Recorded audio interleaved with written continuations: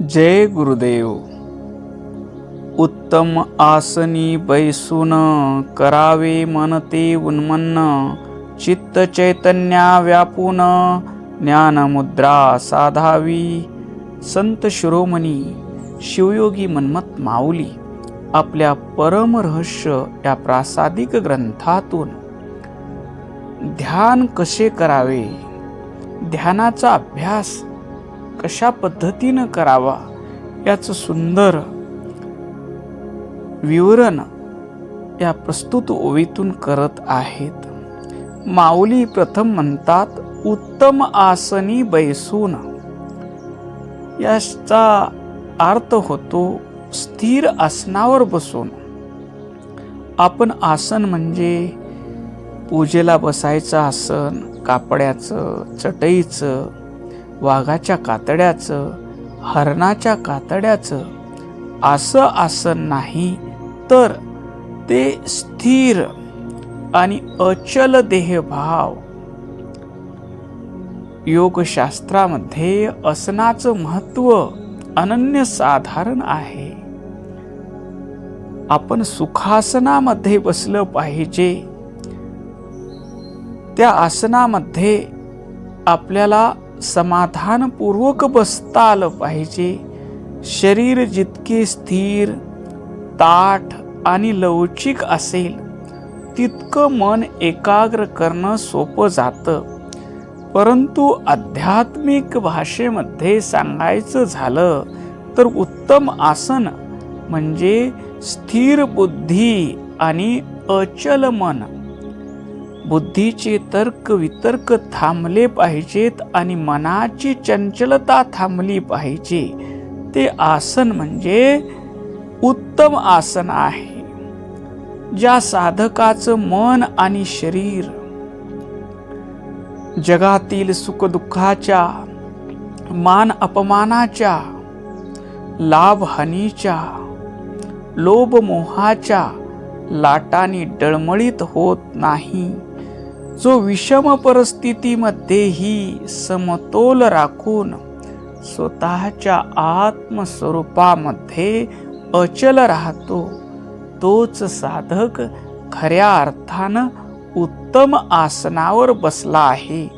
हे आसन बाह्य जगातील विचलित करणाऱ्या गोष्टीपासून मनाला अलिप्त करून अंतर्मुख करण्याची पहिली पायरी आहे. माऊली पुढं म्हणतात, अशा आसनावर बसून पुढं काय करायचं आहे? करावे मनते उन्मन्न. मनाची अवस्था उन्मन्नी म्हणजे मन विचाराच्या पलीकडे गेले पाहिजे. मनाचे संकल्प विकल्प थांबले पाहिजेत. मन निर्विचार अवस्थेत गेलं पाहिजे. मानवी मन हे नेहमी चंचल असतं. कधी ते भूतकाळातल्या दुःखाची आठवण काढून दुःखी होतं, कधी भूतकाळातील सुखाचा प्रसंग आठवून सुखी होतं, किंवा भविष्यातील चिंतेत सतत धावत असतं. या सर्व धावपळीला मन असे म्हणतात.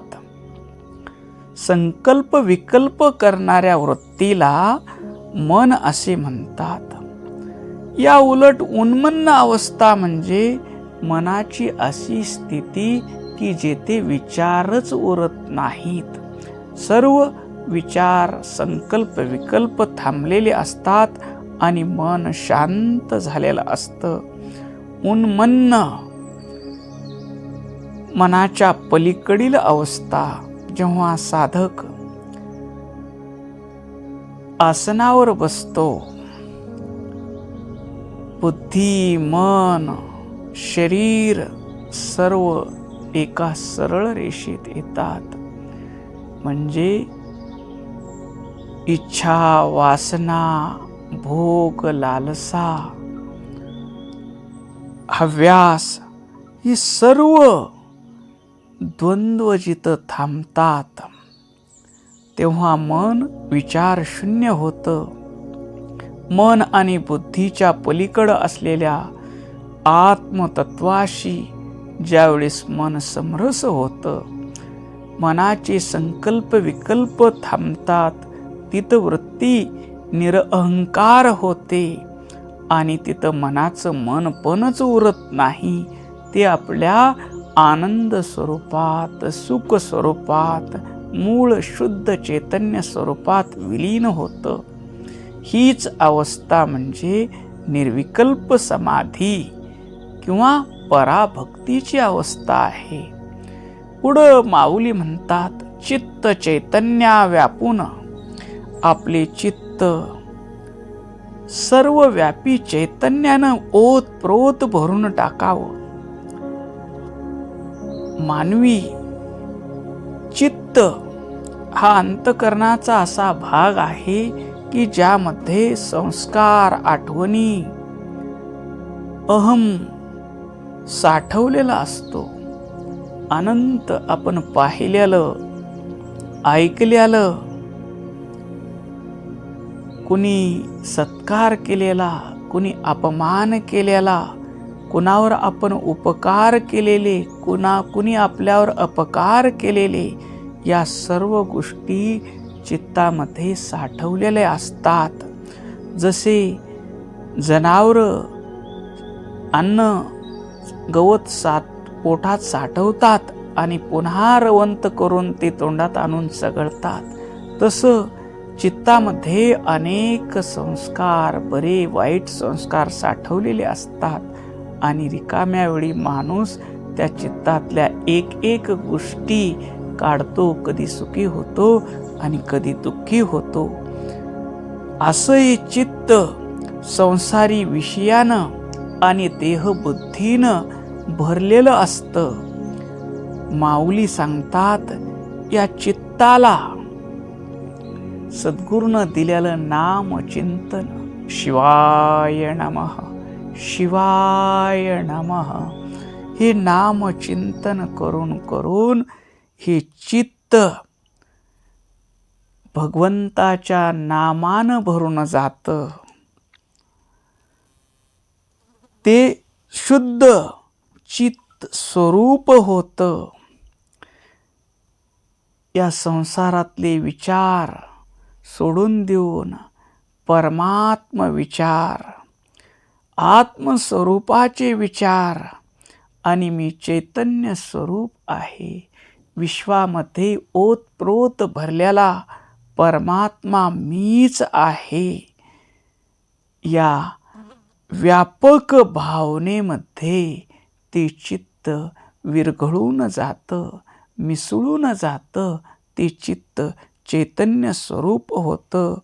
ज्याप्रमाणे गंगा सागरात मिसळते आणि ती सागर रूपच होते, त्याप्रमाणे संसाराचं चिंतन करणारी चित्तवृत्ती परमात्म स्वरूप होती. एका देहापुरतं मर्यादित असलेली चेतना विश्वात्मक होते. मी केवळ 3.5 हाताचा देह नसून सर्व देहामध्ये ओतप्रोत भरलेलं चैतन्य मीच आहे. अनंत ब्रह्मांडात व्यापलेलं चैतन्य मीच आहे. विश्व प्रपंच रूपानं नटलेला परब्रह्म परशिव मीच आहे, असा दृढ अनुभव घेणं म्हणजेच चित्त चैतन्यानं व्यापून जाणं.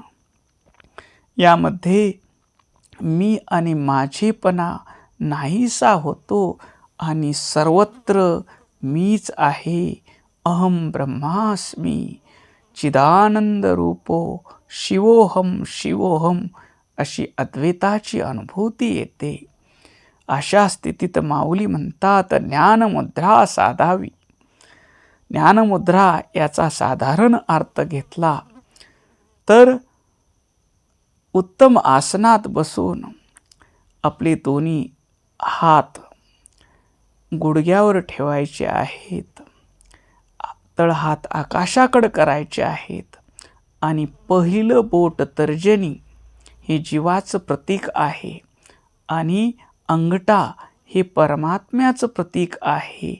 या जीवानं परमात्म्याशी जोडून घ्यायचं आहे आणि राहिलेली 3 बोटं खाली सोडायची आहेत. मध्यमा, अनामिका आणि करंगुळी ही ज्ञानमुद्रा असा अर्थ होतो. पण इथं माऊलीला कोणती ज्ञानमुद्रा सांगायची आहे? शारीरिक मुद्रा दर्शवते की तर्जनी हे जीव अंगठा ह्या परमात्म्याशी एकरूप होते. पण इथं माऊली आध्यात्मिक ज्ञानमुद्रा सांगतात. जेव्हा शरीर मन बुद्धी एकरूप होतात तेव्हा साधक स्वतःचे मूळ स्वरूप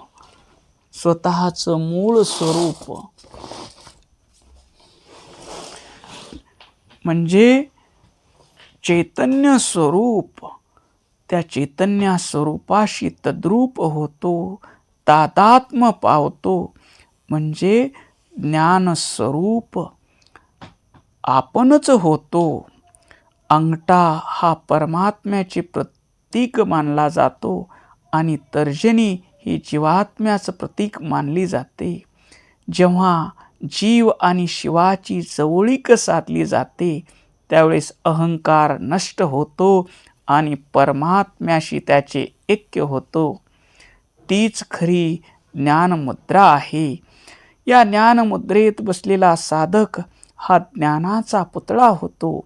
त्याला जगात सर्वत्र मीच आहे, माझ्याशिवाय दुसरी वस्तू नाही, व्यक्ती नाही, विश्वप्रपंच रूपानं नटलेला परमप्रकाश स्वरूप, परब्रह्म स्वरूप, अखंड आनंद स्वरूप, परम शांत स्वरूप, विश्व चैतन्य स्वरूप, परब्रह्म मीच आहे ही अनुभूती येते आणि मीपणाही गळून जातो त्या ध्यान अवस्थेमध्ये आणि केवळ आनंद स्वरूप उरतं. या ओवीतून माऊलीला सांगायचं आहे की देह आणि मनाला स्थिर करून उत्तम आसनावर बसा आणि मन संकल्प विकल्प रहित झालं की ते मन शांत होतं आणि चित्त चैतन्याशी समष्टी व्यष्टीशी एकरूप होते आणि शाश्वत आत्मज्ञानाचा आणि अद्वैताचा अखंड आनंद स्वरूपाचा अनुभव येतो. ही ध्यानाची प्रक्रिया संत शिरोमणी मन्मथ माऊली या ओवीतून सांगतात. ओम शांती शांती शांती.